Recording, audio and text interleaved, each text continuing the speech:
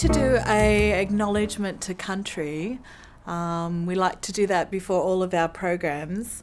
So I'd like to acknowledge the Wongal people of the Eora Nation, the traditional custodians of the land in which we meet today, and pay respects to the elders past, present and emerging.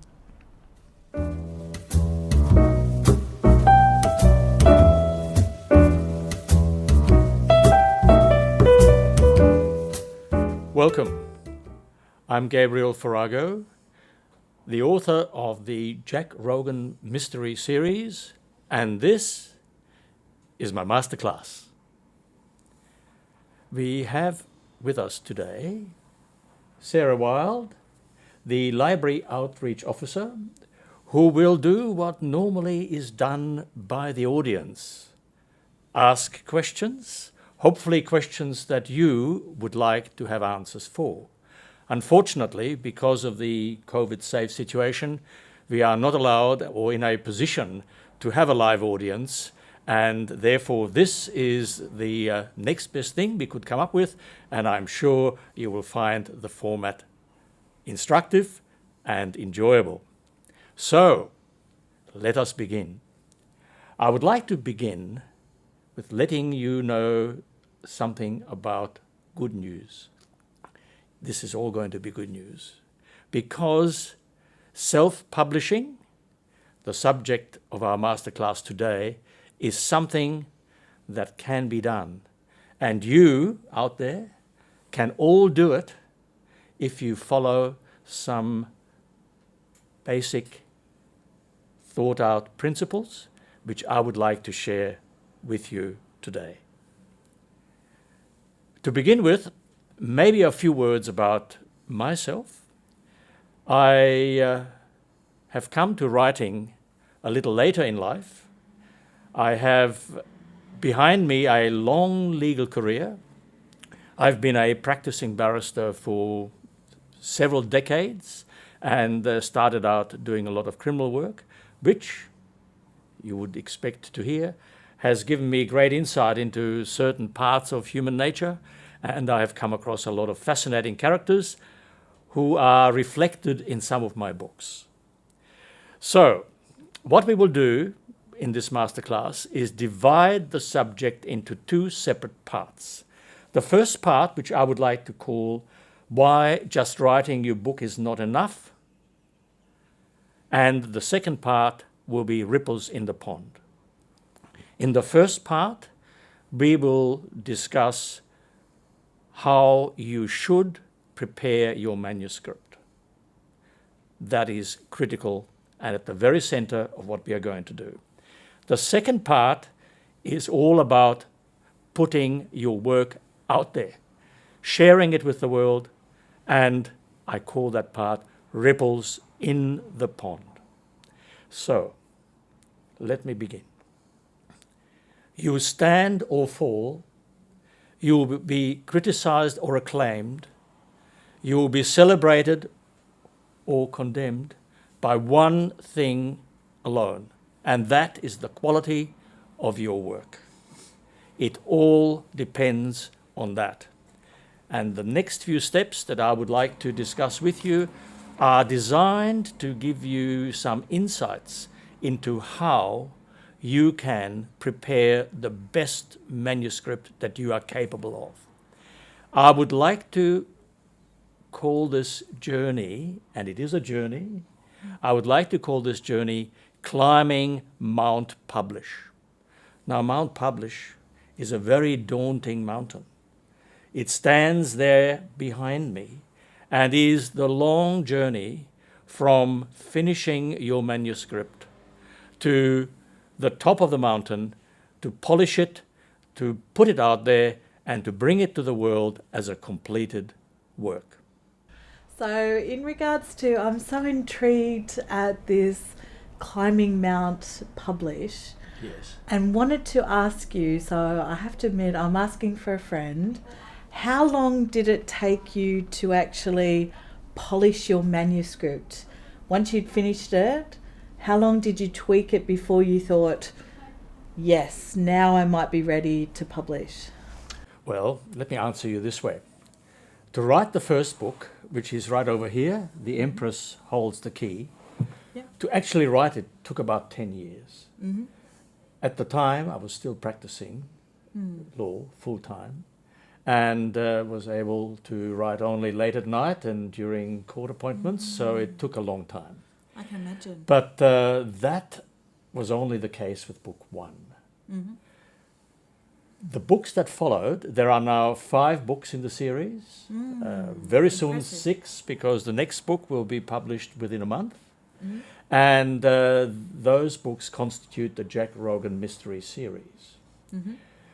Whilst it is a series, each book stands alone and can be read by itself.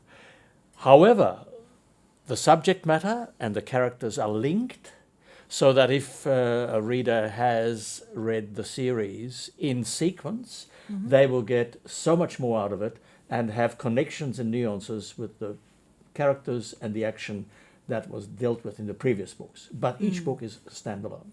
To answer your question, how long does it now take me, let's say, to finish a manuscript and then polish it to an extent that it is ready to be published? Now I can do this within 12 to 14 months. Okay. But that was not always the case. Hopefully, as you go forward, you do better at it. Okay. But polishing the manuscript for publication is not something that you do by yourself. Okay. You climb Mount Publish, but Yeah. you need a team, a mountaineering team, a publishing team.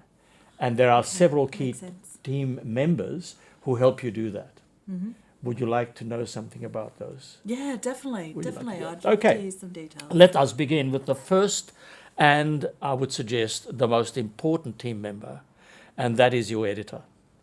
I don't believe there is a successfully published book out there, whether or not that has been published through a publishing house or self-published, as indeed is the case with me, that does not have a successful professional editor.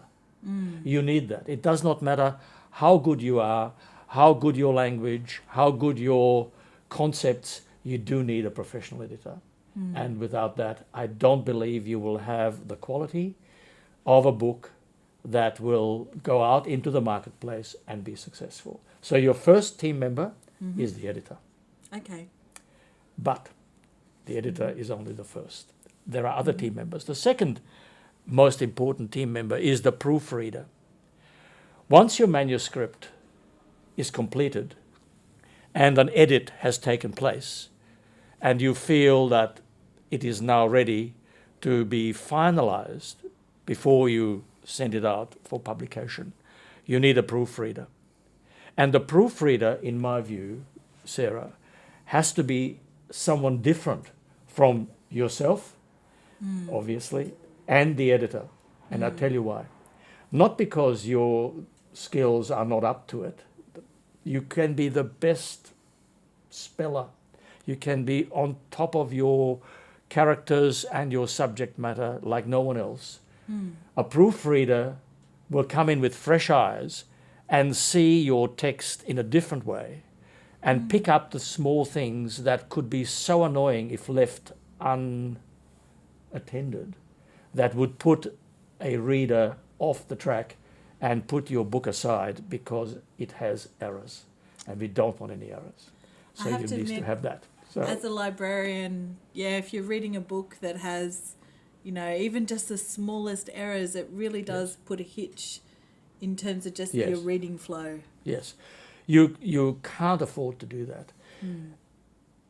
What I'm trying to do here in this masterclass is to show the way to produce a book, let's say like this one, The Hidden Genes of Professor K, that hopefully can stand by itself in a very competitive marketplace and compete successfully with a book published by a major publishing house.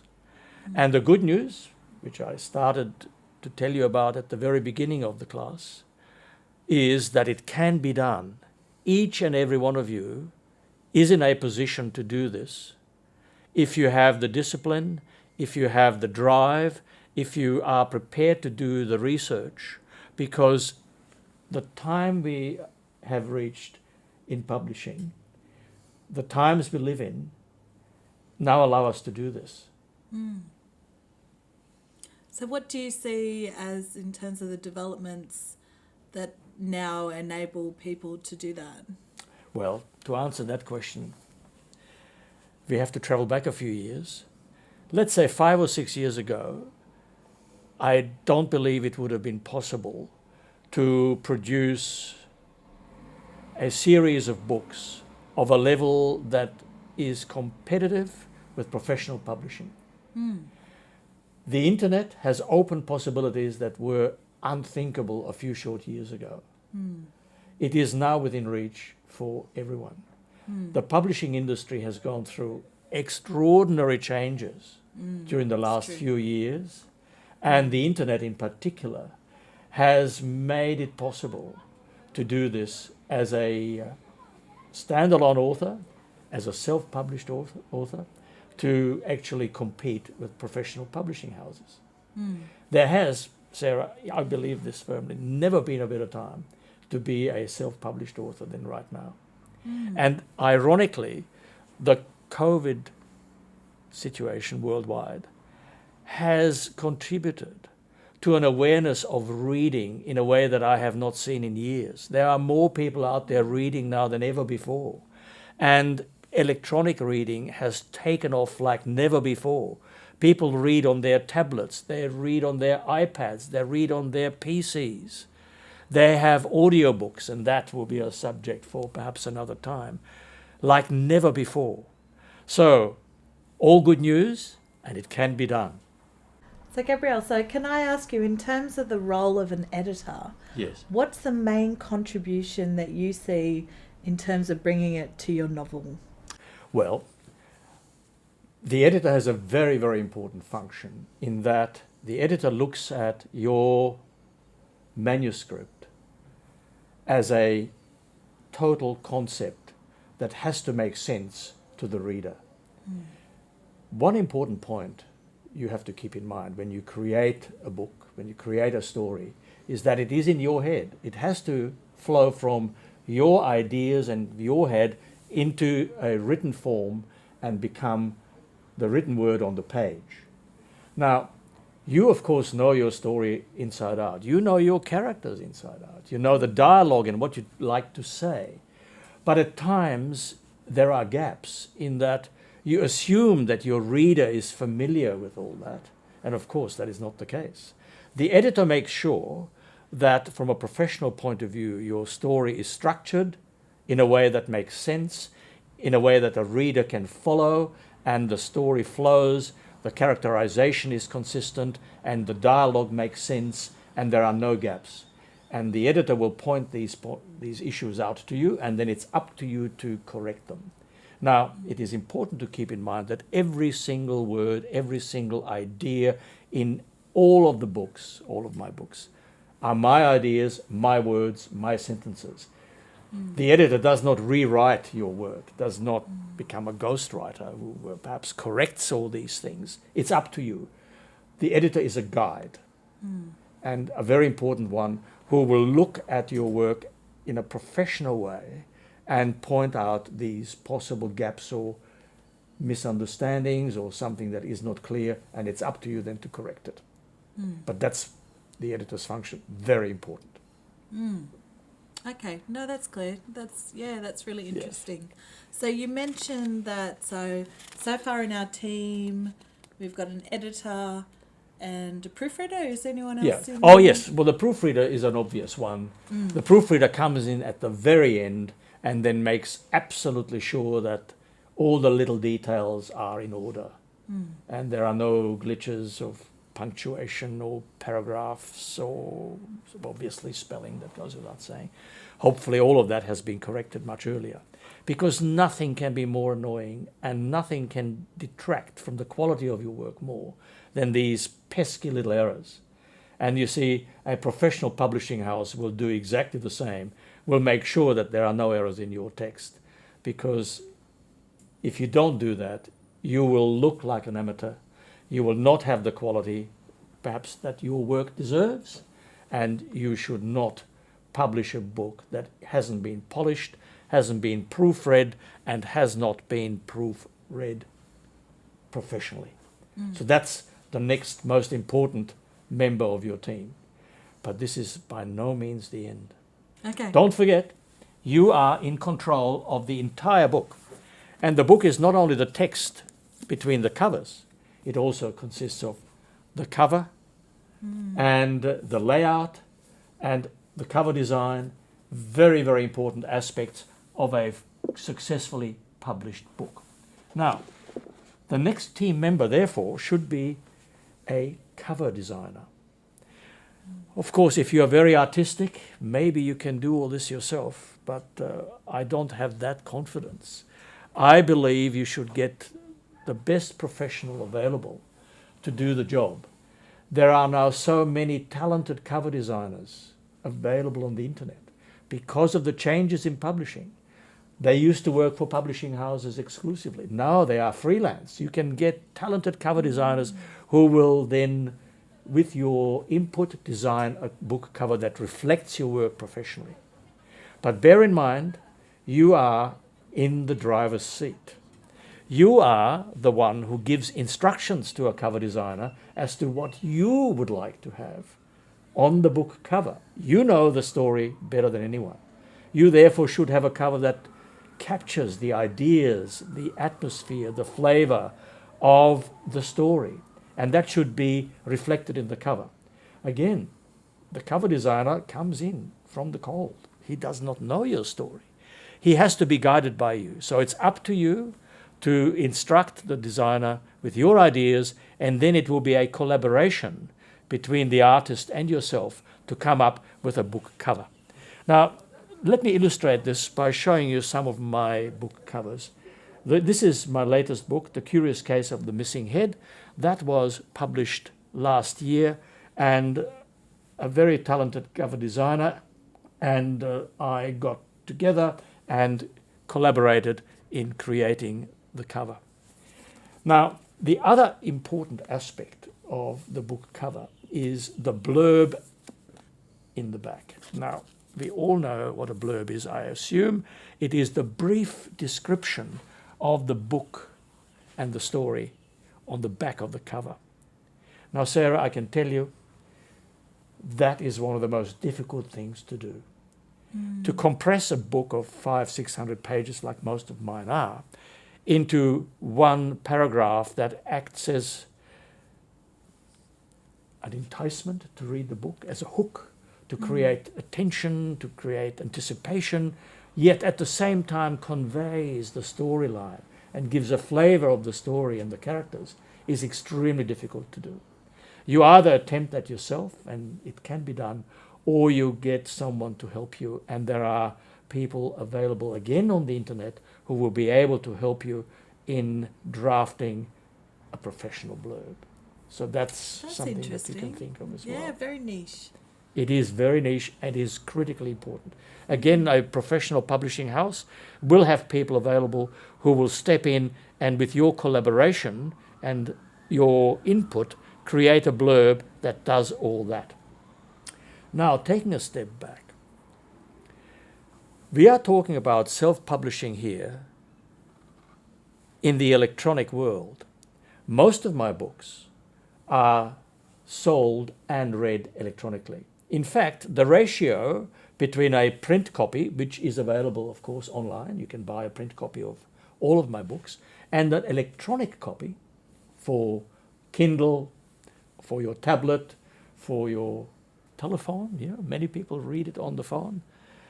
The ratio between a print copy and an electronic copy is about 50-1. I sell one hard copy like this and 50 electronic ones, roughly speaking. So that's the ratio out there. So, Interesting.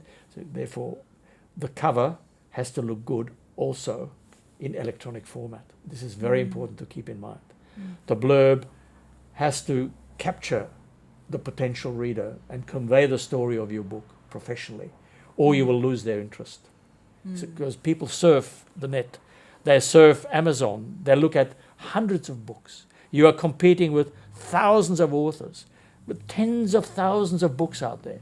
So you need to somehow stand out. And we will discuss that more fully in the second part, which will deal with ripples in the pond, why just writing the book is not enough. You have to get it out there, and you have to present it to the public as an interesting something to read. So Gabriel, I'm interested to hear as well just the contrast. So have you ever considered going down the traditional publishing route? Well, there's an interesting story behind that. You would expect that from a storyteller, wouldn't you? But I want to share that with our viewers because it is a good illustration of what can happen to you and how I came to choose the self-publishing path. When the first book, The Empress Holds the Key, over here, was finished, I did what most writers do. I wrote many letters to publishing houses and submitted my manuscript in the traditional way.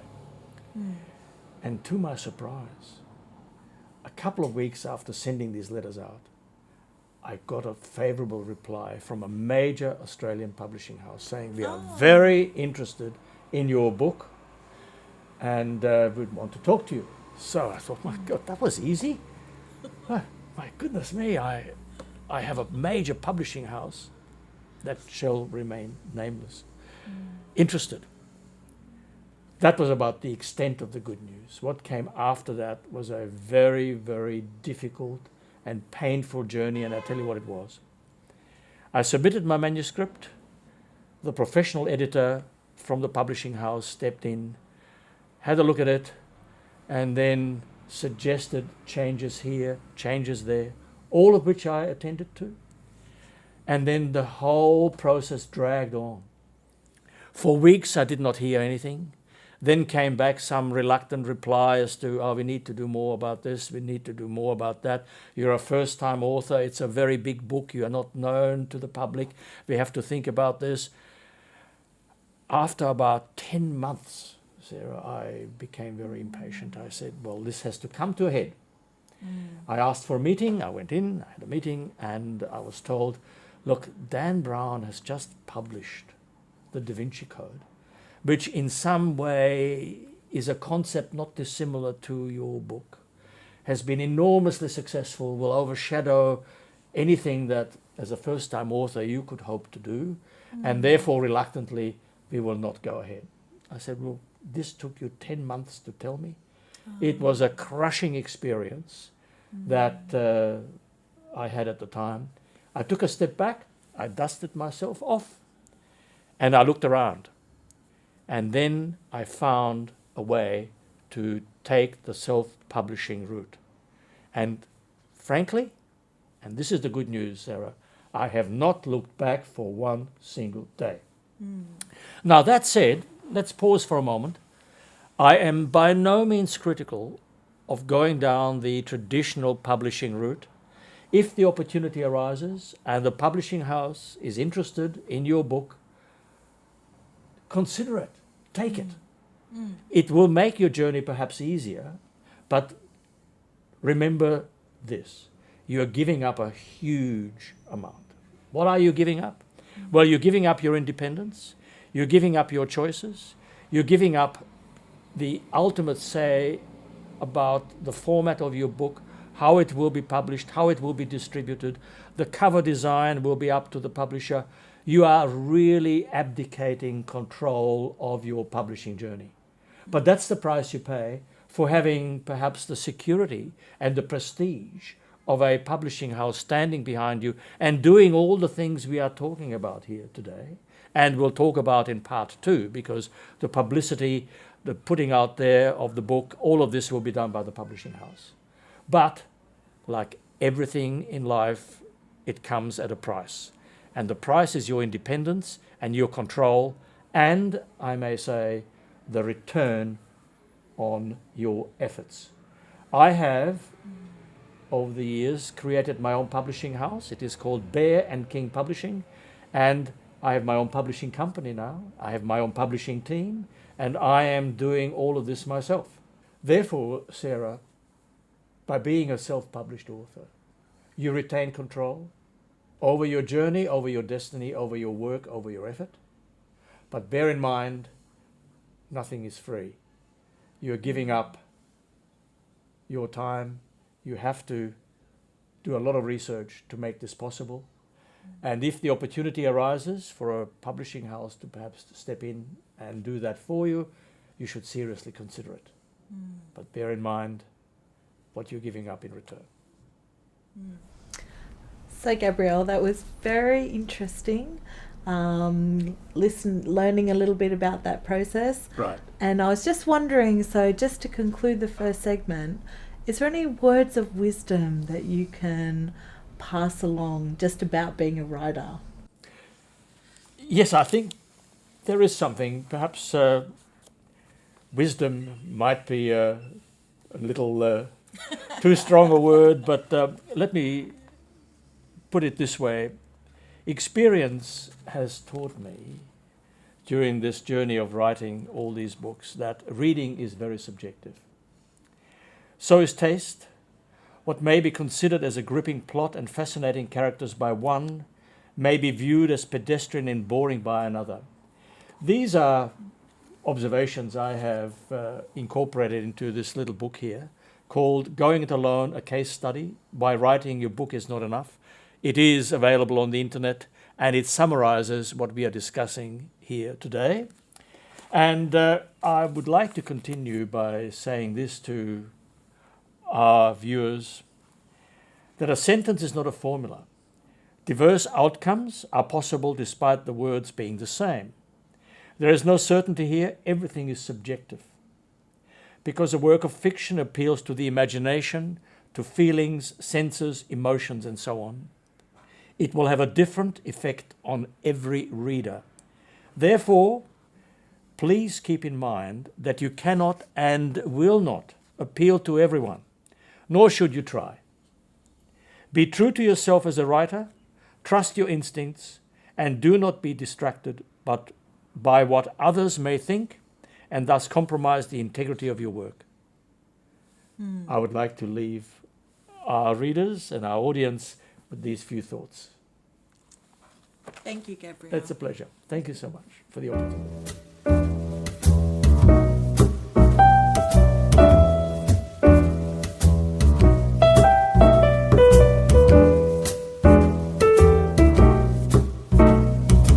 A warm welcome to you all. I am Gabriel Farago, the author of the Jack Rogan Mysteries Series, and this is part 2 of my masterclass. In part 1, we have climbed that daunting mountain, Mount Publish, and we discussed how to prepare and polish your manuscript and get it ready for publication. In part 2, right now, we will discuss the second half of what it takes to be a successful self-published author. And that is all to do with publicity and promotion. And I call this section Ripples in the Pond, because what we have to do, we have to throw that pebble into the pond. And as soon as we do that, those ripples will fan out until the entire pond is full of movement.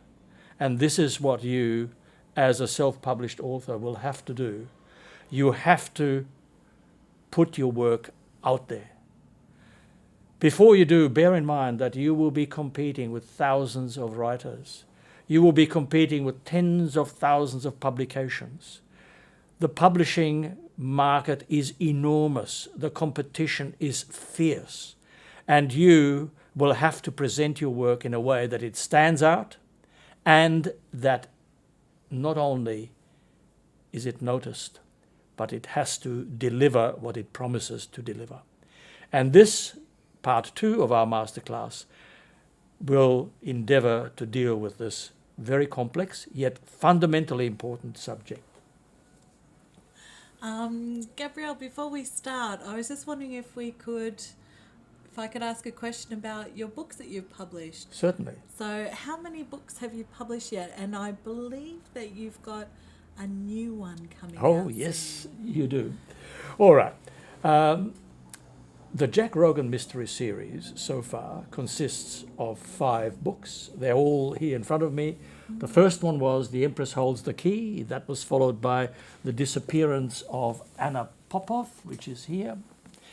Then we followed that with The Hidden Genes of Professor K, one of the medical thriller trilogies. The second book in the trilogy is Professor K, The Final Quest. And the third and final book in the trilogy, which is also book 5 in the Jack Rogan Mysteries Series, is The Curious Case of the Missing Head. Now, a few words should be said about the series here. Each of my books is a standalone novel. In short, it can be read by itself without having to read the other books or read the books in sequence. That said, the books are all linked with the principal character, Jack Rogan. It's named after him. He appears in all the books, but then other characters float in and out, and the storylines are interconnected to an extent, but not to such a close extent that you have to be familiar with the other books as well. So it is a series. You get a lot more out of it if you read them all in sequence, but they're all standalone as well. Now, yes, you were right. The next book is about to come out, book 6 in the series. The title, The Lost Symphony, is going to be published in about a month's time. Okay, So, that must be very exciting. It is. It's the culmination of a long journey. I do, obviously, all the research for my books personally. I travel extensively. I travel for 2 months every year. I visit most, if not all, the places mentioned in my books. I spent 2 months in Europe last year, mainly in Russia, researching the subject matter for this particular book, which is anchored in history. It will deal with the life and times of Tsar Nicholas II and the tragic death of the Tsar and his family in Ekaterinburg in 1918, when the whole family was brutally murdered. And that is part of the storyline and part of the historic concepts that I have introduced into the thriller. The book is set in present times, but it reaches back to historic events and is intertwined with history and stories of actual characters who are known well in historic terms. So that's where we stand here. So in terms of, if we're touching on, our ripples in the pond. Oh, yes. Well, let me start by saying this. Let's assume you have created a masterpiece. You have written War and Peace. Tolstoy's masterpiece is sitting next to you on a park bench. If you don't get it out there, if nobody knows about it, it will stay there. The snow will fall, the autumn leaves will fall, nobody will read your work, which would be a terrible tragedy. Yeah. So if you are going to be a self-published author, it is up to you to promote your work, to get it out there, to get it in front of a readership. And that is the second half of what it takes to be a self-published author. It is by no means an easy part. But once again, the good news is, my friends, it can be done. And what I will endeavor to do in this masterclass is to give you a few pointers as to how you can do that, how you can successfully get your work in front of a readership and get people to know you as a writer, become familiar with your work, and actually buy your books. Now, let me begin by one of the most important parts. We are in the electronic age. You will be discovered electronically. In short, one of the first things you need to do is to create a website.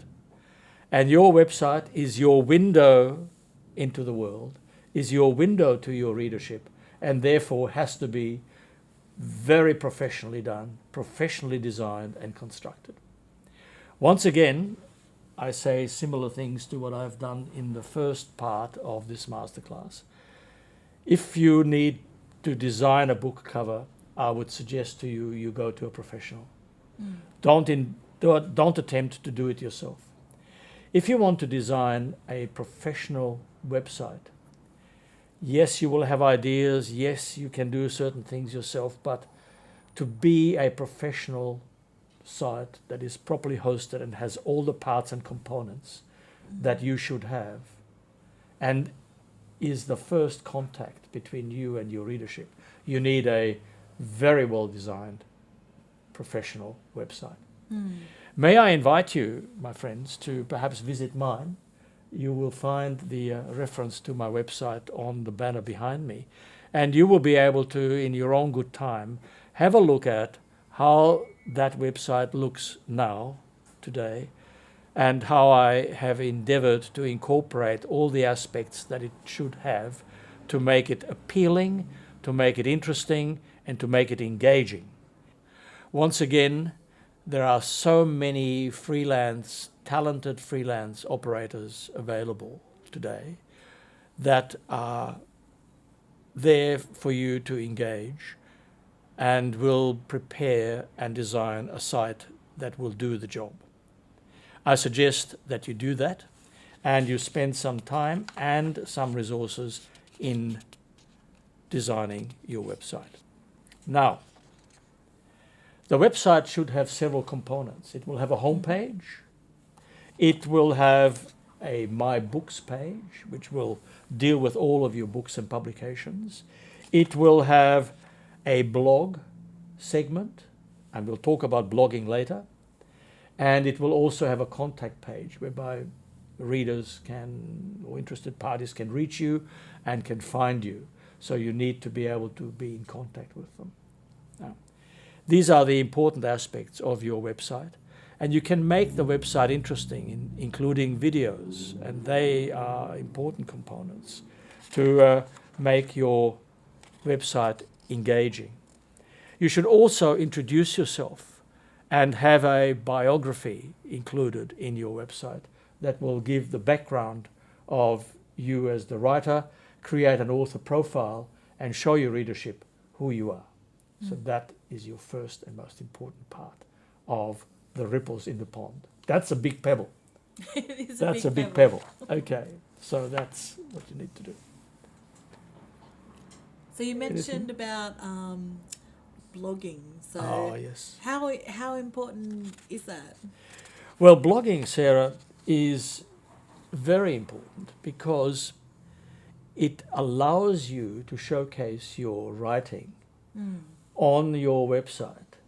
And one engaging way to create interesting blogs that your readers will relate to is by publishing short stories. I have tried to do this from the very beginning, and I've written a number of short stories, only about 600 to 800 words in length, that are fascinating little gems that you can put up as blogs, and you can show your readers your writing style. And what I've done over the years, I've collected these short stories in a small publication called Letters from the Attic, which I publish on the net and I give away for free, so that readers can download this, and is a collection of my blogs that will provide a suitable background and raise your author profile at the same time. Yeah, it sounds like a very savvy marketing idea. Well, it is. Well, marketing is a complex field, as many of you would know. And what is important to keep in mind is this, that being a writer is not necessarily compatible with being a marketer. Because marketing is a totally different skill and mindset to the creativity of writing. Writing is a very, very solitary endeavor. you are really shutting yourself away from the outside world, and you go into the world of your imagination, and you spend hours by yourself researching and writing your books. Well, marketing is a very hands-on skill, very, very different from that. And the two are two critical halves of becoming a successfully published author. And they are not always compatible with what you do. But unfortunately, one without the other doesn't work. You will remember that in the first part of our masterclass, we discussed the importance of creating the best possible manuscript that you are able to create. And you will go to the market with that. But that's not enough. Just writing your book is not enough. You have to then market and promote your work. It has to become known. You as an author have to become an entity that people know and hopefully like, enjoy your writing, and come back and search your books and will then engage with you. And that takes time. It takes a lot of effort, and unfortunately there are no shortcuts. So Gabriel, I had a question in regards to your blog. So just so that you know, so Gabriel actually forwarded me this amazing book in the Going It Alone, a case study, which I highly recommend. It was a really good read. And in it you talk about blogs, and you talk about a particular story about how your grandparents met. And I wanted to ask you if it's actually a true story. All right, well, let me respond this way. I use blogs as a way of introducing myself and my background and my writing to my readership. And I do that by way of short stories. And the one that you referred to is called The Photograph in the Window. It's very short. It's only about 800 words. And it is a true story, and it's a charming one. And what I have done a couple of years after starting my blogs, I have incorporated the blogs in a brief publication called Letters from the Attic, which I give away for free on the internet, and my readers or potential readers can download for free, of course, and find out about my reading, my writing, my interests, and the author profile that I'd like to create. And that's all part of those ripples in the pond. Letters from the Attic has further evolved into a starter library. Now, you may well ask, what is a starter library? Again, it is a marketing tool, and a very successful one, that a number of well-known, published, successful authors have used. The starter library consists of Letters from the Attic, free publication, a novella that I have written that will illustrate my writing style and introduce the readers to my books in general, and also a further publication that is a character profile whereby I illustrate the main characters in my books and talk about them, what inspired the characters, who they are, where they fit in, so that a reader coming to my work for the first time will be able to find out about me as the author, read about the author profile. That is contained in Letters from the Attic. Will then be able to read one of my short novellas, only about 100 pages, but was very, very well received, right? The idea behind that was to introduce readers to my writing style, and then, as I mentioned, the character profile that will give the cast, as it were, of all the different books and give the background of the characters for the reader to become familiar with. That's all contained in the starter library, available on the internet. All you have to do is visit my website. It will direct you to the starter library. You can download it for free at any time, and that might give you a little bit more of a background as to what my books are all about. So Gabriel, thinking of the ripples, what are some of the other good ripples that you can create in your pond? Well, as we have mentioned earlier, the website is the hub of the wheel. It is the window to the world. It is critically important because that is when people discover you for the first time. The spokes of that wheel are then the different ways that you can improve and build on that particular vehicle. One of them is the starting library I've just mentioned. That has been very, very successful, and it has been downloaded by the tens of thousands. And that is one way you can reach out to your readers and you can present yourself as the author, create an author profile, and demonstrate the quality and the style of your writing. Another important ripple in the publicity pond are my newsletters. Now, what I've done over the years, I've created a list of subscribers who find me through my website, who download my starter library or Letters from the Attic, all of which I give away for free. They leave their email address and I then add them to my list of subscribers. At the moment, there are 14,000 of them. Wow, that's a lot. It is. We have gathered 14,000 interested parties. And I send a monthly newsletter to all the subscribers and tell them what we are doing. When I go and travel, they come with me. I talk about my travels, I talk about my research, I talk about various ideas for the next book. When the new book is being introduced, as we are doing right now, because the next book will be published in about a month's time, I reveal the title. I then give them a chapter to read. I bring them into the story gradually, and they are a group of my dedicated readers. Now, in addition to that, I also have a book launch team.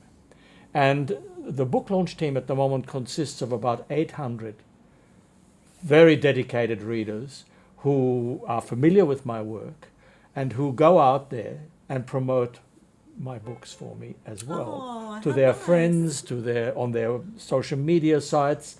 They are an intimate inner circle of my readership, and I send them the newsletters. And part of the newsletter, for example, talks about the Reader of the Month.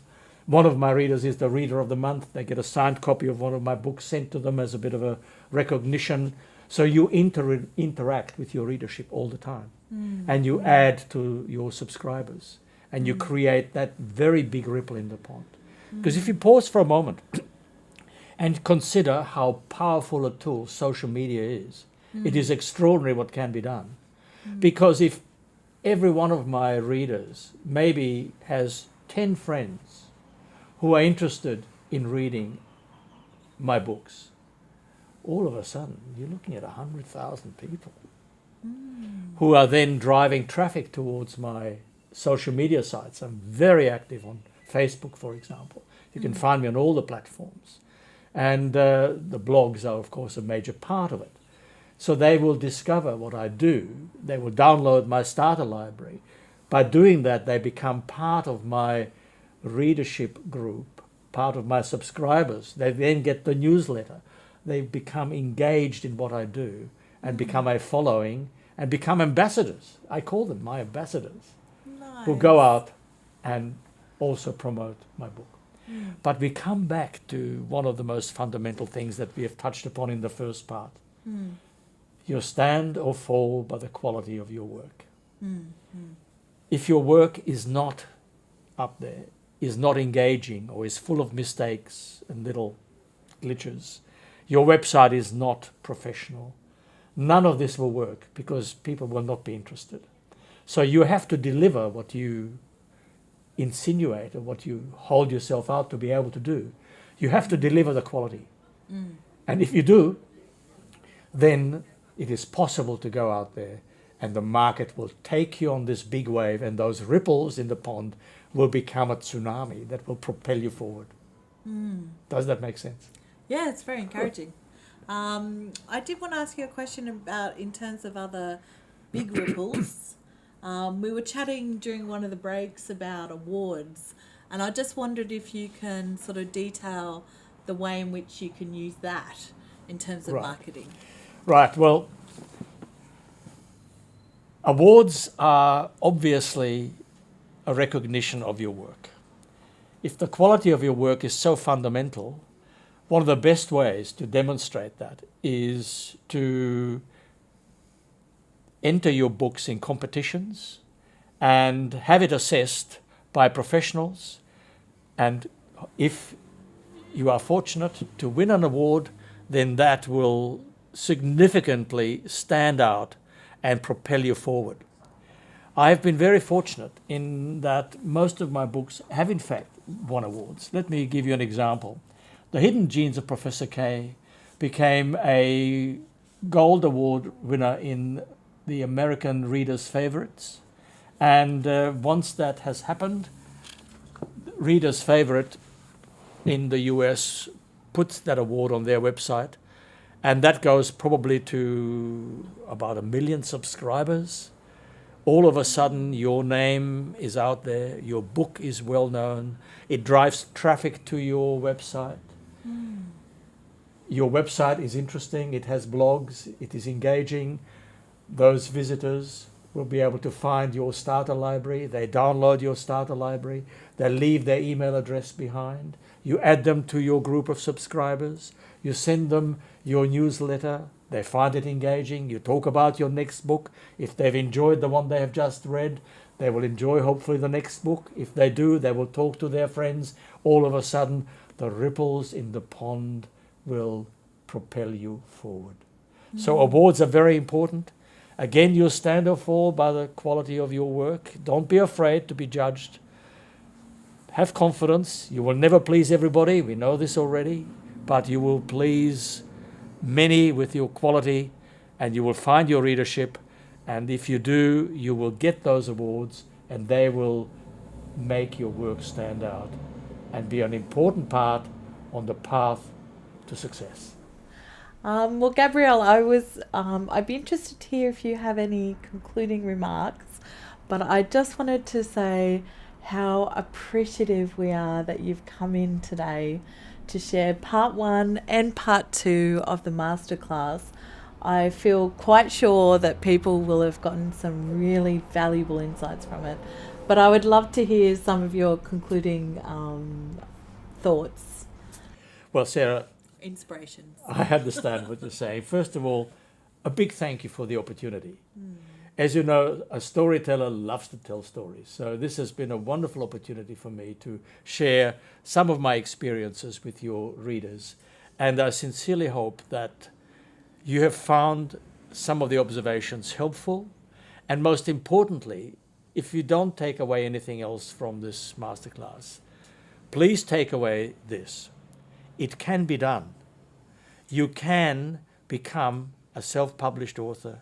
You can create those ripples in the pond, go out there into the market, become known, have your books read widely, and that, I assure you, is a feeling of great satisfaction. The final thought I would like to leave you with is this one. It is something that I hold very dear and I never want to forget.